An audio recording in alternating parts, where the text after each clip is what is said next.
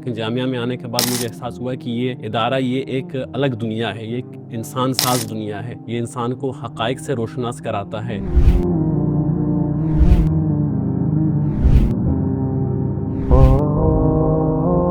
جامعۃ الرشید سے فقہ المعاملات المالیہ مکمل کیا۔ پورے پاکستان میں فقہ المعاملات کے حوالے سے، اسلامک فائنینشیل ٹرانزیکشنز کے حوالے سے کوئی اس طرح کا ادارہ نہیں ہے جو کہ اس ڈیپتھ میں اور اس گہرائی میں جا کے کوئی ایسا پروگرام ہو۔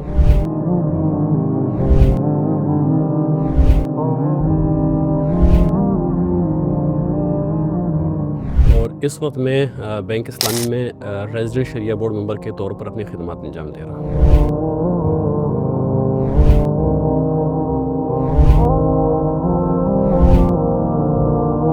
الحمدللہ ایک بہت بڑی اچیومنٹ تھی کہ ایک مکمل سودی بینک کو خرید کر اس کو مکمل اسلامی بینک میں کنورٹ کرنا۔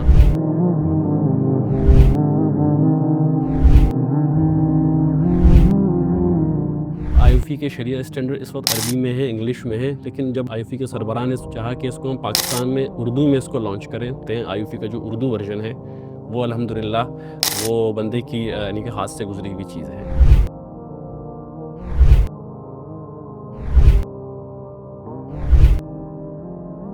صاحب کی جو مجالس ہوتی تھی تو اس سے ایک بات جو ہمیں سمجھ میں آئی، اس اختلاف رائے کو خلاف کا ذریعہ نہ بنایا جائے، کسی کی تحقیر کا ذریعہ نہ بنایا جائے۔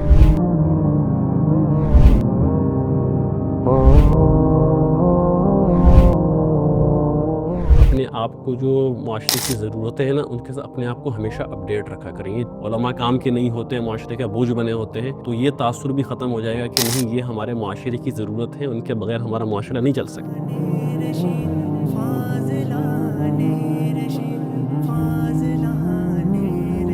میرا نام جاوید احمد ہے اور میرا آبائی تعلق بلوچستان سے ہے۔ ہم بچپن میں ہی والد صاحب ہمیں یہاں کراچی لے آئے تھے، تو ابتدائی تعلیم، اسکول کی تعلیم FSC تک میں نے یہیں کراچی میں حاصل کی، پری انجینئرنگ میں۔ اس کے بعد میں نے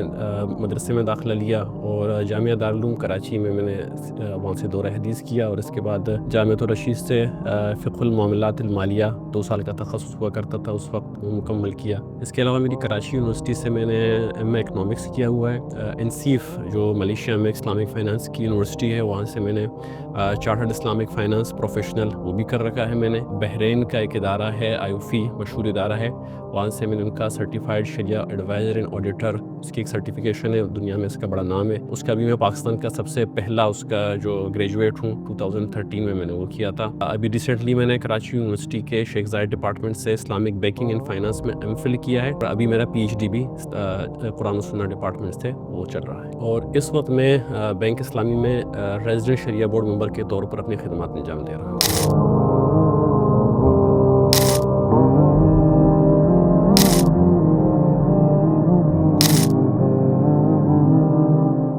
دورہ حدیث سے فراغت کے بعد میرے ذہن میں یہ تھا کہ چونکہ میرا ایک عصری تعلیم کا پس منظر بھی ہے، تو میری خواہش یہ تھی کہ میں اپنی جو عصری تعلیم کی جو میری کیپیبلٹیز ہیں ان کو بروکار لا کر کوئی ایک ایسا تخصص کروں، کوئی ایسا میں پوسٹ گریجویٹ کورس کروں جس سے مجھے بھی فائدہ ہو اور جو میری خدمات ہیں ان کا دائرہ کار وسیع ہو۔ تو اس کے حوالے سے سب سے پہلے میری خواہش یہ تھی کہ میں MBA کروں جامعۃ الرشید سے ہی، لیکن بعد میں جامعہ میں آنے کے بعد مجھے پتہ چلا کہ یہاں پر فقہ المعاملات کے نام سے ایک اور شعبہ ہے جو خاص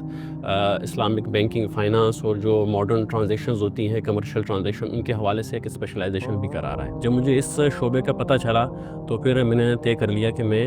اس شعبے میں داخلہ لوں گا۔ تو الحمدللہ میں فقہ المعاملات کے پہلے بیچ کا پہلا اسٹوڈنٹ ہوں۔ مجھے الحمدللہ اس وقت داخلہ مل گیا تھا، اور مجھے پتہ چلا کہ پورے پاکستان میں فقہ المعاملات کے حوالے سے اور اسلامک فائنینشیل ٹرانزیکشنز کے حوالے سے کوئی اس طرح کا ادارہ نہیں ہے جو کہ اس ڈیپتھ میں اور اس گہرائی میں جا کے کورس کرا رہا ہو اور کوئی ایسا پروگرام ہو۔ تو آج بھی اس لیول کی آپ کو ڈیپتھ والا کوئی کورس پورے پاکستان میں نہیں ملتا، اور اس وقت تو لازمی بات ہے کہ یہ بہت نایاب چیز تھی۔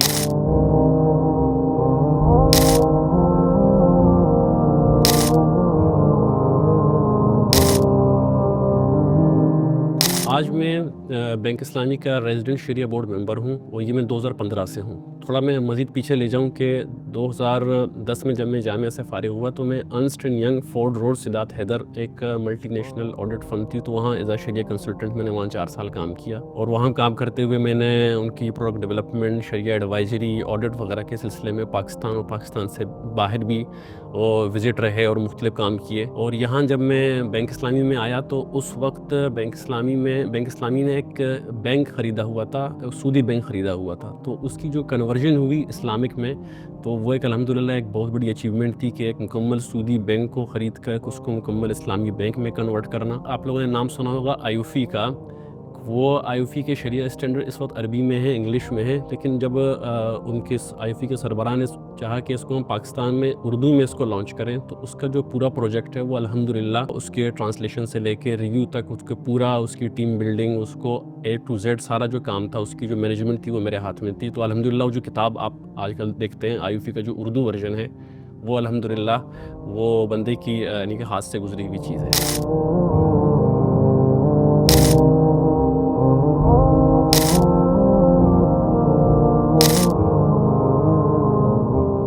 جامعہ میں آنے سے پہلے تو آج بھی آپ کسی بھی جامعہ وہ شخص جو کہ جامعہ سے باہر رہتا ہے, تو آپ اس سے پوچھیں گے جامعہ کے بارے میں اس کا کیا تاثر ہے, تو وہ آپ کو ایک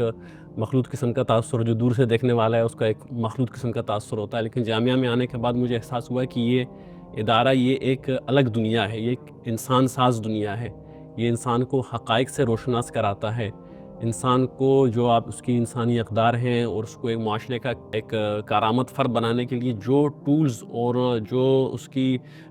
ضروری اخلاقی لیول کے اوپر, تعلیمی لیول کے اوپر, علمی لیول کے اوپر جو اس کی جو چیزیں اس کو درکار ہے, وہ ان چیزوں سے اس کو آراستہ اور پیراستہ کرتا ہے.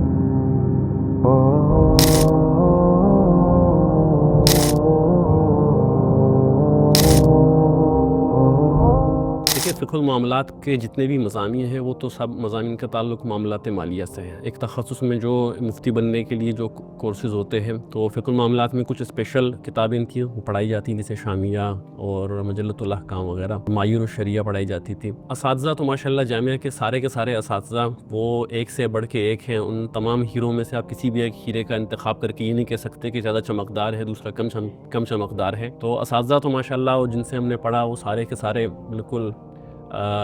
یکتا روزگار تھے اپنے فن کے. لیکن جو سب سے زیادہ جس چیز نے مجھ پہ اثر ڈالا وہ حضرت استاد صاحب دامت برکاتہ ان کی شخصیت تھی, کہ جب وہ ایک نیا شعبہ شروع ہوا تھا فقہ المعاملات کا, تو وہ کس طرح ہمیں لے کر بیٹھتے تھے فجر کے بعد اپنی نشستوں میں, اور ہمیں سمجھاتے تھے کہ کس طرح آپ نے معاشرے کا کارآمد فرد بننا ہے, کس طرح آپ نے لوگوں کی جو مالی ضروریات ہیں ان کا آپ نے پریکٹیکل ہو کر سوچنا ہے, آپ نے کس طرح آپ نے آنے والے جو مسائل ہیں ان کا آپ نے پہلے سے آپ نے ادراک کرتے ہوئے آپ نے اس کا حل سوچنا ہے, آپ نے کس طرح اپنی صلاحیتوں کو معاشرے کی ضروریات کے مطابق آپ نے بنانا ہے, اپنے آپ کو اپڈیٹ کرنا ہے. تو استاد صاحب کی جو وہ شخصیت تھی, وہ ان کے جو نصائح تھے, وہ ابھی تک وہ سمجھیں وہ ہمارے لیے مشعل راہ بنے ہوئے ہیں.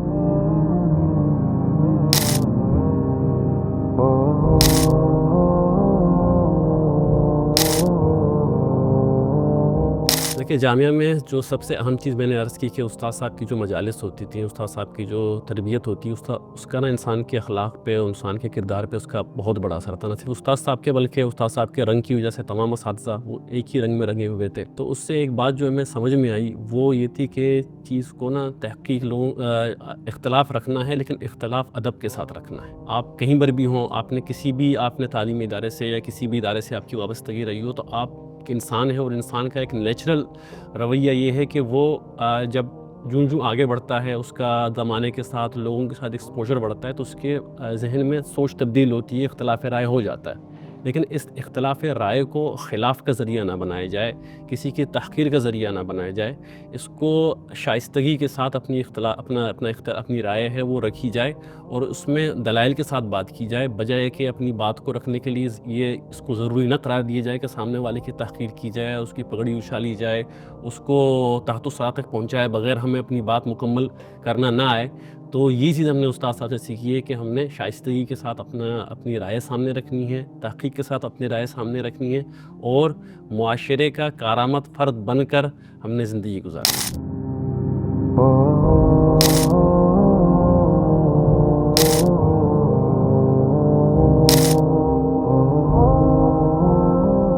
دیکھیں آج کل کا جو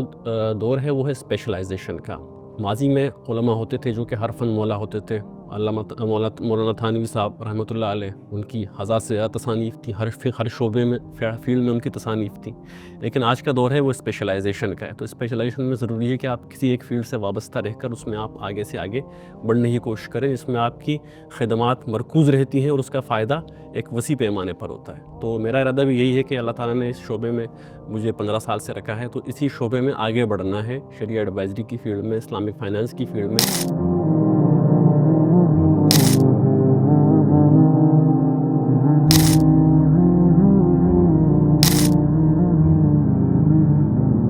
لیکن آج کے جو ہمارے نوجوان طلباء ہیں جو کہ فارغ ہوتے ہیں یا فارغ ہو رہے ہیں، ان کے لیے سب سے پہلی بات تو میں یہ عرض کروں گا کہ جو چیز انسان کو آگے لے کر جاتی ہے وہ کتابیں لے کر نہیں جاتی. کتابوں کا اثر تو ہوتا ہے انسان کے علم میں ترقی کے لیے، لیکن جو چیز انسان کو آگے بڑھاتی ہے وہ ہوتی ہے علم کا اور علم دینے والوں کا ادب. تو یہ میری ایک پیغام ہے کہ آپ جہاں بھی رہیں، آپ اپنے اساتذہ کا، اپنے ادارے کا، اس کا آپ ادب کریں. اور اس کے علاوہ یہ ہے کہ آپ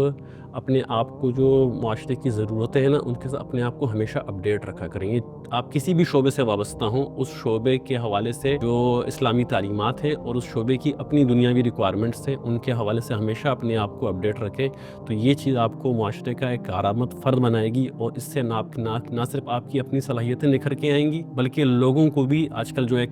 نکلا ہے کہ بھی علماء کام کے نہیں ہوتے ہیں، معاشرے کا بوجھ بنے ہوتے ہیں، تو یہ تاثر بھی ختم ہو جائے گا کہ نہیں، یہ ہمارے معاشرے کی ضرورت ہے، ان کے بغیر ہمارا معاشرہ نہیں چل سکتا.